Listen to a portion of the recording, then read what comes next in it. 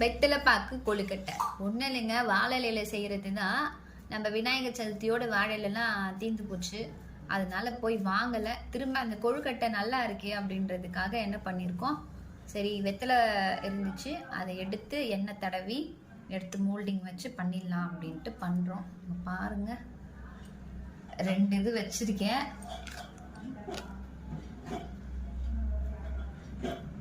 அப்படியே போட்டுட்டு எள்ளு வேர்க்கடலை எள்ளு இருக்கு. இது வந்து எள்ளு, ஒயிட் எள்ளு நல்லா வந்திருக்கு. வெள்ளவனுக்கு புல்லும் ஆயுதம்ன்ற மாதிரி நமக்கு எது இருக்கோ அது. வெத்தலையிலையும் கொழுக்கட்டை செய்ய முடியும். இது குட்டி வெத்தலையா இருந்துச்சு, அதனால 2 வெத்தலை எடுத்து எண்ணெய் தடவி செஞ்சிருக்கேன். இங்க பாருங்க அழகா வந்துருச்சு. அப்படியே அழுக்கா வருது பாருங்க. அவ்வளவுதான்.